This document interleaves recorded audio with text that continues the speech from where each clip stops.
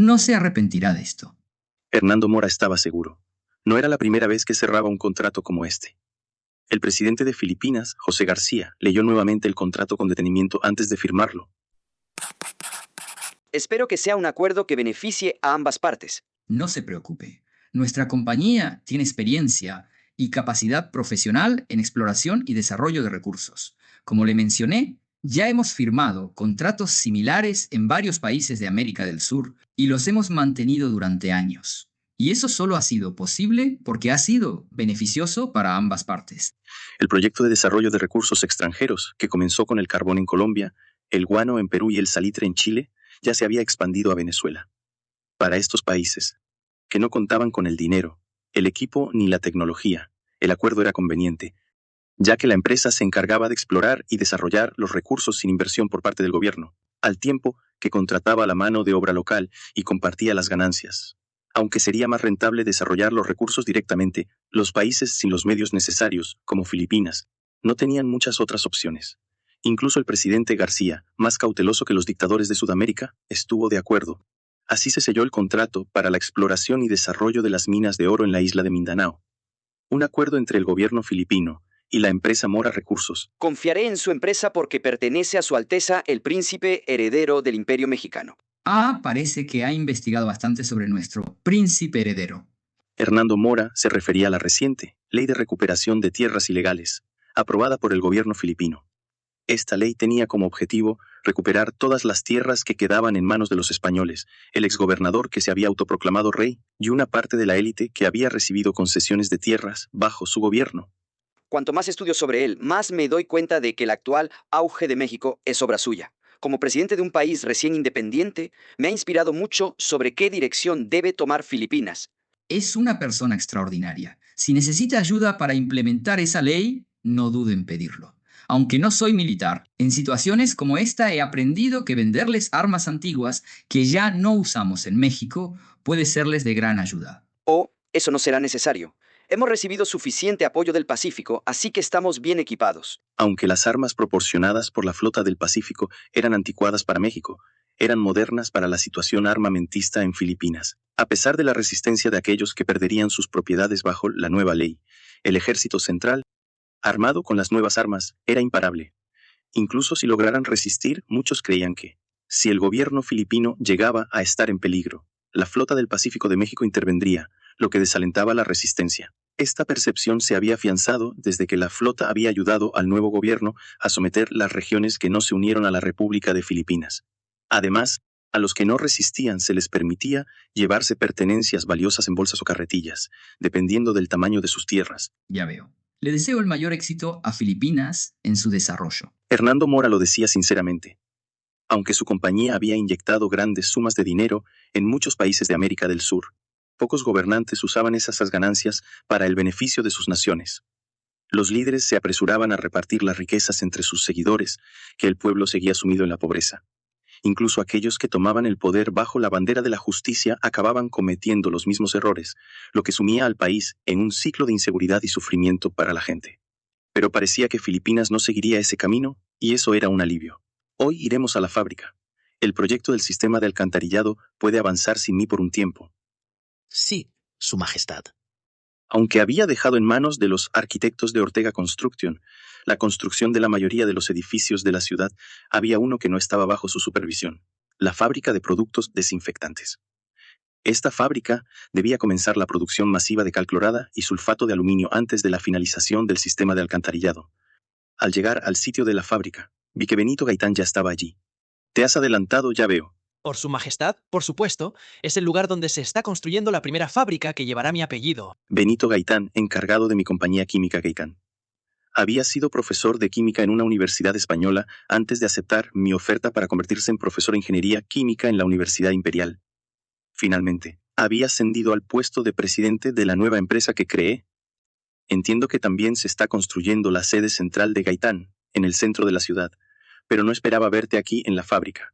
La sede estará bien construida, pero no todos están familiarizados con la producción a gran escala de productos químicos. Es cierto, asentí con satisfacción ante las palabras de Gaitán. Sabía exactamente qué era lo importante. Al principio, otorgaba a los directores de las empresas una participación del 10%, pero cuanto más tarde se fundaba la empresa, más pequeña era esa participación.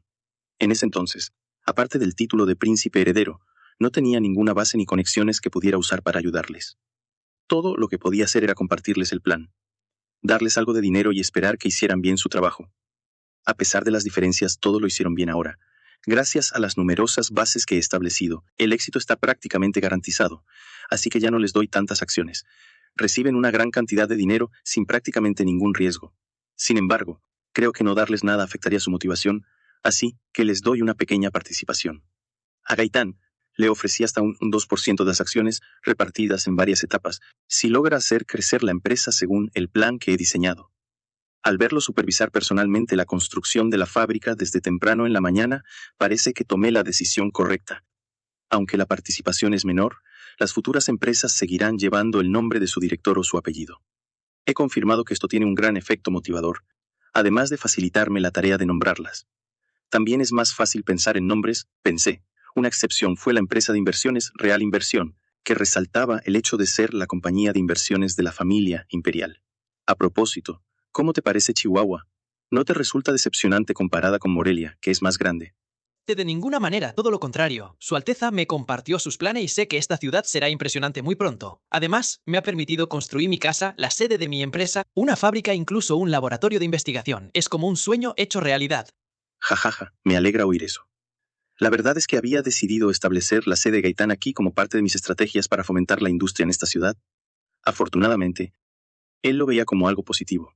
Las empresas que podían abrir sucursales lo harían en cada ciudad que construyéramos y había bastantes. Entre ellas estaban Solis, dedicada a la restauración y la hotelería; Ríos Express, encargada de la logística; Ríos Bank, dedicada a las finanzas; Ramón, que había crecido desde la fabricación de tiendas de campaña y pantalones vaqueros hasta ofrecer todo tipo de productos textiles; y por supuesto, Real Inversión, la empresa de inversiones. Para los puestos que requirieran personal especializado, traeríamos empleados con títulos desde la sede.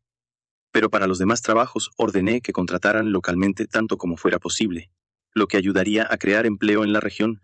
Sé que también estás ocupado con la producción en masa, pero asegúrate de que el estudio sobre la operación del sistema de alcantarillado esté bien encaminado.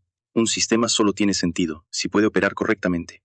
Sí, hemos movilizado a los profesores de ingeniería química, así como a estudiantes que van a ingresar a la escuela de posgrado. Hemos hecho muchos experimentos, y creo que tendremos suficientes datos antes de que el sistema esté terminado. Dado que este sería el primer sistema moderno de alcantarillado del mundo, tendríamos que desarrollar desde cero los métodos de operación. Aunque yo, como ingeniero civil, sabía cómo diseñar y construir un sistema de este tipo, no conocía los detalles de su funcionamiento.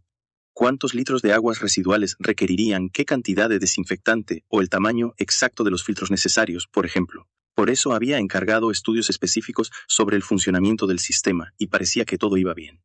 Aunque involucrar a estudiantes que ni siquiera han empezado el posgrado, eso es un poco excesivo, pensé, pero decidí no intervenir. 1 de diciembre de 1842. El verano abrasador había terminado, y ya había pasado un mes desde la llegada del invierno. La investigación sobre las condiciones laborales había finalizado. Los resultados publicados en los periódicos de todo el Imperio Mexicano revelaron un panorama sombrío. ¿O es esto real? Parece imposible. ¿Quién trabajaría en estas condiciones? Preguntó incrédulo un lector. ¿Eres ingenuo, amigo?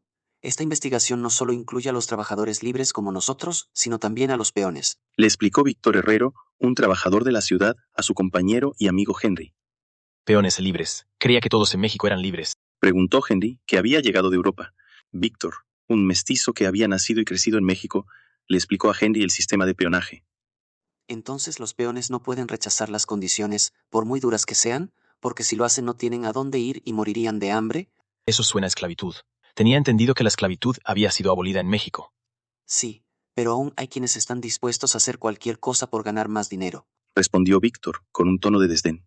Henry, asombrado, seguía haciendo preguntas, mientras que el rostro de Víctor se enrojecía de vergüenza.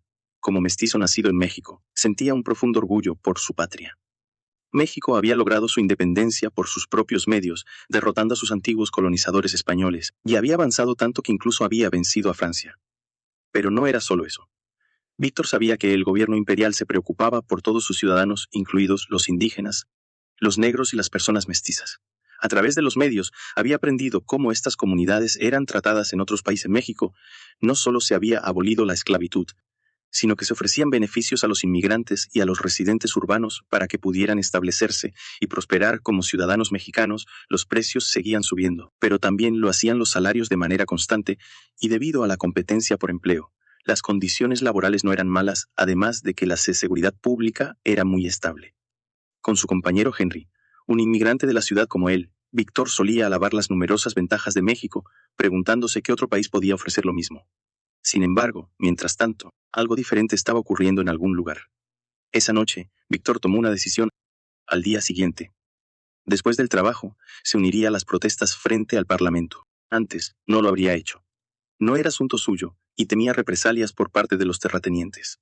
Pero ahora las cosas habían cambiado. Él era un hombre libre y trabajador de una empresa de la familia imperial. Sus ingresos ya no dependían de los terratenientes, y estos no podían hacerle nada. En Ciudad de México, al igual que en muchas otras ciudades, estallaron protestas. Mejoren las condiciones laborales. Mejoren. Promulguen una ley laboral aplicable a todos. Promulguen. Los trabajadores pedían mejoras en el entorno laboral, conscientes de que esa lucha representaba una red de seguridad que podría protegerlos a todos. En ese momento, las condiciones no eran malas gracias a la competencia, pero nadie sabía cuánto tiempo duraría esa situación.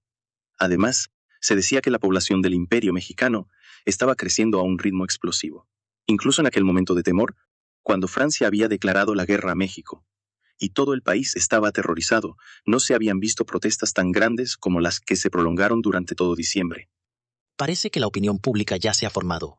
Así es, da la orden de proceder según lo planeado. Sí, Su Majestad. A finales de 1842, los diputados monárquicos presentaron por primera vez una ley laboral, que se aplicaría a toda la población. Y hasta aquí llega este capítulo. Muy pronto tendrán los siguientes en el canal, pero si no pueden esperar, recuerden que pueden convertirse en miembros dando clic en el botón Unirse para verlos antes que nadie. No olviden dejar su like y suscribirse si aún no lo han hecho. Gracias por su apoyo y nos vemos en el próximo video.